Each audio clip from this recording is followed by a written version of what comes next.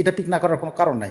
পৃথিবীর ইতিহাসে এরকম লোক তো আপনি খুঁজে পাবেন না, বা এরকম কি বলে মানে রাজনৈতিক নেতা তো খুঁজে পাবেন না যে যিনি মৃত্যুদণ্ড মাথায় নিয়ে তিনি দেশে ফিরতে চাচ্ছেন। হুম। এইটা পাবেন না আপনি। অনেকেই ফিরে আসছে, অনেকে ক্ষমতায় আসছে, কিন্তু বেশিরভাগ ক্ষেত্রে কোনো না কোনোভাবে সমাধান করে গেছে, যে তারা আইনি সমাধান করে গেছে আইনিভাবে। আমাদের তারেক রহমান, উনি কি অসহায়ের মতো বলেন নাই যে মানে ওনার আশাটা অনেক কিছুর মধ্যে আটকানো? বলেন নাই উনি? তো উনি কিভাবে আসছেন? অনেকে বলছে না তিনি কি সমঝোতা করে আসছেন, কেউ বলে যে আমেরিকার সাথে সমঝোতা করে আসছেন, কেউ বলে ভারতের সাথে সমঝোতা। কোনটার সাথে কার সাথে কি করছে সেটা তো আমরা জানি না। উনি আমি যে আলোচনাটা শুরু করতে চাই, আজকে দেশে গতকালকে দেশে অনেক ঘটনা, সবচেয়ে বড় ঘটনা হচ্ছে যে সাবেক প্রধানমন্ত্রী শেখ হাসিনাকে নিয়ে আন্তর্জাতিক মিডিয়া আবারও, আপনার মনে আছে তার বিরুদ্ধে যে রায়টা হয়েছিল, রায়ের মাস 15 দিন আগে বিশ্বব্যাপী সকল মিডিয়া তার ইন্টারভিউ প্রচার হচ্ছিল। এখন হঠাৎ করে আবার গত 2-3 দিন ধরে তার ইন্টারভিউ বিভিন্ন জায়গায় যাচ্ছে, এনডিটিভির ইন্টারভিউ হওয়ার পরে এখন বিশ্বের বিভিন্ন মিডিয়ায় তার তার বিষয়ে রিপোর্ট হচ্ছে, ইন্টারভিউ যাচ্ছে। এটা নিয়ে আপনার একটু বিশ্লেষণ শুনতে চাই। একই সঙ্গে আমরা এই আলোচনার পরের ধাপে যাবো, যখন সংসদ নিয়ে আলোচনা করবো। নিশ্চয়ই আপনি যদি একটু আন্তর্জাতিক মিডিয়ায় শেখ হাসিনাকে নিয়ে কি হচ্ছে, আসলে কি বলতে চাচ্ছেন তারা। অনেক ধন্যবাদ আপনাকে, আপনার সবাইকে যারা দেখছেন বা দেখবেন সবাইকে ধন্যবাদ। কালকে এবং আজকে পুরোটাই শেখ হাসিনাময় হয়ে যাচ্ছে। তারপরেও আপনার আমি একটু হেডলাইনগুলো আগে বলি। হেডলাইনগুলো বললে আপনি বুঝতে পারবেন যে আন্তর্জাতিক মিডিয়াতে এখনো আমি তো সব পাইনি, আমি সব কিছু বলতে পারবো না। যে কটা আমি দেখেছি সেটা আমি বলতে পারি। সেগুলোতে আপনি দেখেন, রয়টার্স 15 ঘন্টা আগে এটা ক্রিয়েট করেছে, বাংলাদেশ সময় খুব সম্ভবত 9টার দিকে বা এরকম কিছু একটা ক্রিয়েট করেছিল, সময় সকাল 9টার দিকে এরকম কিছু একটা। তো তখন রয়টার্সের হেডলাইন ছিল, ousted Bangladesh PM Hasina Bose to return home this ইয়ার। এই বছরের মধ্যেই ক্ষমতাচ্যুত শেখ হাসিনা দেশে ফিরছেন, দেশে ফেরার অঙ্গীকার করছেন। তো সেখানে তারা যে জিনিসগুলো আছে সেটা আসলে বেসিক্যালি ধরেন উনি যে ইন্টারভিউটা দিয়েছেন সেই ইন্টারভিউটার আলোকে তারা তাদের নিজস্ব রিপোর্ট করেছে। সেই রিপোর্টগুলো আছে তারা যেটা বলছে যে শেখ হাসিনা যে অঙ্গীকারটা করছেন সেটা হলো তিনি তার প্রতি যে ডেথ সেন্টেন্স তাকে দেওয়া হচ্ছে, মৃত্যুদণ্ড তাকে সেটাকে উপেক্ষা করেই দেওয়া হচ্ছে। যদিও এখানে তারা কি বলে ব্রাশিং অ্যাসাইড, মানে উপেক্ষা করেই তিনি দেশে আসছেন, আসার ঘোষণা দিয়েছেন। এবং তিনি বলেছেন এই কোর্টকে, তিনি বলছেন যে ইলিগাল, আনকনস্টিটিউশন অ্যান্ড পলিটিক্যালি মোটিভেটেড। এই কোর্টটা, এই আদালতটা অবৈধ এবং অসাংবিধানিক এবং রাজনৈতিকভাবে প্রভাবিত। সে এরকম তারা তিনি যেটা রয়টার্স কোট করছে, এনডিটিভি বলছে যে তিনি করেছেন যে তিনি সকল বাধা এবং সকল ষড়যন্ত্র অতিক্রম করে, সকল নস্যাৎ করে দিয়েই তিনি বাংলাদেশে ফেরেন। তো ওনাকে কোট করে করে আসলে তারাও একটা অ্যানালাইসিস তৈরি করেছে যে এটা আসলে শেখ হাসিনার যে ঘোষণাটা এটা অনেকটাই কি বলে বলা চলে যে এটা শেষ মুহূর্তে শেখ হাসিনার এক ধরনের একটা যে এই ঘোষণাটা শেখ হাসিনার মোটামুটি সরকারের মধ্যে একটা আলোড়ন বা আলোচনার সৃষ্টি করেছে। তার বক্তব্য হলো যে তিনি এই রয়টার্স বলছে শেখ হাসিনা কিন্তু প্রকারান্তরে তারেক রহমান গভর্নমেন্টকে বাংলাদেশে একটা প্রপার গণতান্ত্রিক পরিবেশ প্রতিষ্ঠার জন্য আহ্বান জানিয়েছেন। তিনি শুধুমাত্র যে দেশে ফিরে আসছেন বলেন, তিনি তারেক রহমান গভর্নমেন্টকে বলছেন দেশে একটা গণতান্ত্রিক পরিবেশ ফিরে আনা হোক। তিনি বলেছেন তারেক রহমান গভর্নমেন্টকে যে আওয়ামী লীগের উপর থেকে ব্যান, মানে নিষেধাজ্ঞা প্রত্যাহার করা হোক, এবং তিনি তার নেতাদের বিরুদ্ধে যতগুলি মামলা আছে সেই মামলাগুলো প্রত্যাহারের জন্য আসলে তারেক রহমান গভর্নমেন্ট এই সাক্ষাৎকারের জিস্ট হিসেবে তারা বলছেন যে রয়টার্স বলছে যে তিনি আসলে তারেক রহমান গভর্নমেন্টের কাছে এই দাবিগুলি তুলে ধরেছেন।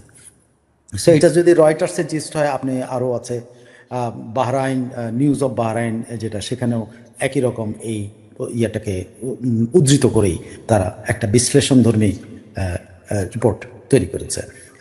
আল আরাবিয়া ইংলিশ, যে আল আরাবিয়ার ইংলিশ ভার্সন, সেখানেও কিন্তু একই রকম, ousted former prime minister Sheikh Hasina has vowed to return to Bangladesh this year, brushing aside a death sentence handed down in absentia. অবশ্য এনডিটিভিকে এটা কোট করে নেই, এরা কিন্তু রয়টার্সকে কোট করেছে। তো মানি কন্ট্রোল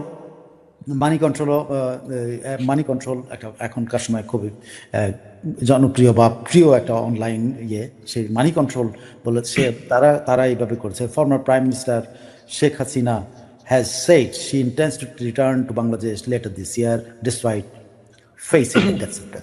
তিনি এই বছরের শেষের দিকে দেশে ফিরতে চান এবং তিনি ইচ্ছা পোষণ করেছেন। তারপরে আপনার কি বলে, এর আগেও নিউজ ফ্রম বাহরাইন টাইম পড়ি নাই, সেটা নিউজ ফ্রম বাহরাইন যেটা বলছে, former Bangladesh prime minister has board two return to the country this year aliasing that democracy is under threat. তো উনি কিন্তু এখানে কেউ বোর্ড ব্যবহার করছে, কেউ বলছে যে উনি শি ইন্টেন্ডস টু রিটার্ন, এবং রয়টার যেটা করেছে সেটা হলো বোর্ড এটা করেছে, মানে তিনি অঙ্গীকার করেছেন, তিনি প্রতিশ্রুতি দিয়েছেন, তিনি দৃঢ়ভাবে ঘোষণা দিয়েছেন এরকম যদি বাংলা করা হয়। তো এরকম প্রায় প্রত্যেকটা জায়গাতে scmp.com নামে একটা ইয়ে আছে, সাউথ চায়না মর্নিং পোস্ট, সেটার অনলাইন ভার্সানে বা সাউথ চায়না, আমি প্রিন্ট ভার্সানের কথা জানি না, অনলাইন ভার্সানেও কিন্তু একটা রিপোর্ট ছাপা হচ্ছে। সেখানে আবার একটু অন্যভাবে বলেছে, this is the first time the prime minister has given a schedule for her return since feeling to India in August 2024। উনি যেটা সাউথ চায়না মর্নিং পোস্ট বলছে যে ফর্মার প্রাইম মিনিস্টার প্রথমবারের মতো একটা সময়সীমা ঘোষণা করেছেন তার ফিরে আসার।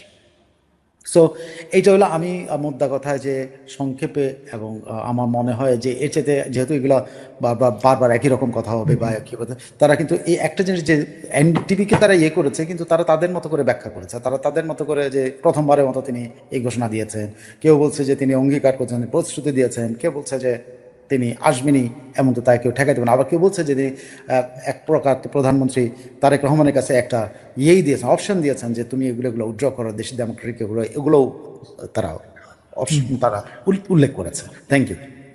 আর এই সময় অনলাইন বলছে এবছরই ফিরছি, শেখ হাসিনার ঘোষণায় নড়ে গিয়েছে সরকার।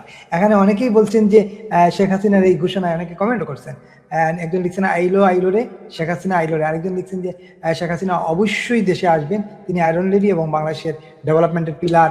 আর আরো অনেক কথা লিখছেন, অবশ্যই তিনি রিটার্ন করবেন। আর একজন লিখছেন ঢাকাস্থ মার্কিন দূতাবাসের ডেপুটি চিফ অফ মিশন, সাবেক chief of mission Daniel, Sheikh Hasina নাকি দেশে আসতে পারবে না, তারও তার এটা নাকি তাকে দিয়ে যে ফটো কার্ডটা ব্যবহার হচ্ছে, এটা নাকি ঠিক না, তা সে বলে না এরকম কথা। এবং বাংলাদেশের বড় বড় মিডিয়া, চ্যানেল আই, তারপর আরো কারা কারা, আমি ফটো কার্ড আপনাকে বলে ইয়েও করছিলাম, এদের নাকি সে বলে না, ফেসবুকে নাকি তিনি তার সামাজিক যোগাযোগ মাধ্যমে এটা বলছেন। তাই নাকি? এটা মিডিয়া তো তাই বললো, এখানে থেকে দেখলাম সামাজিক যোগাযোগ মাধ্যমের কথা লেখা। হ্যাঁ, তো আচ্ছা, তাহলে আমি জানি না তারটা ভেরিফাইড সামাজিক যোগাযোগ, কিন্তু এইটাও শোনা যাচ্ছে, ওনার নাম কি বলেন তো? ড্যানিয়েল, জন ড্যানিয়েল এইচ, যুক্তরাষ্ট্র দূতাবাসের সাবেক ডেপুটি চিফ অফ মিশন। হ্যাঁ, আর এখানে একটা পত্রিকায় দেখছিলাম উনি নাকি তার সামাজিক যোগাযোগ মাধ্যমে লিখছেন এটা। আচ্ছা, শেখ হাসিনা ইন্টারভিউ বিষয়ে সামাজিক মাধ্যমে, এই চ্যানেল আই এর যে ইয়েটা আছে ফটোকার্ড, তাতে এইটা নিচে লেখা আছে শেখ হাসিনার ইন্টারভিউ বিষয়ে সামাজিক মাধ্যমে। হ্যাঁ, যাক, তো আমি ওনার সামাজিক মাধ্যম বের করতে পারি নাই, কারণ আমি ব্যস্ত ছিলাম, আর না দেখতে পারতাম। মোটামুটি তো শেখ হাসিনা আবার পুরো বিশ্ব গণমাধ্যমে আবার জায়গা করে নিলেন। এখানে কোনো ইয়ে কাজ করছে কিনা, মানে কি বলে এটাকে, শেখ হাসিনার দল, আওয়ামী লীগ বা ওনার নেতৃস্থানীয় যারা আছেন, তারা কি আন্তর্জাতিক ইয়েতে প্রভাব ফেলতে পারলেন কিনা? না, এটা সেটা না, তারা কেউ প্রভাব, শেখ হাসিনা নিজেই প্রভাব ফেলছেন, এখানে কোনো কারণ নেতাগিরির এখানে কিছু না। শেখ হাসিনার বক্তব্যটা প্রভাব ফেলছে, মানে এখানে দুটো জিনিস প্রভাব ফেলছে। একটা হলো শেখ হাসিনা মানে দৃঢ়ভাবে সে ঘোষণা করছে যে আমি এই বছরের মধ্যে ফেলবো, এইটাই আসলে এই সাংবাদিকতাকেও মানে আগ্রহী করেছে। আপনি খেয়াল করে দেখেন যে তার এই প্রথম আপনি দেখেন যে বিভিন্ন বড় বড় আপনি যেগুলো বিখ্যাত বলেন, মতিচোরা বলেন,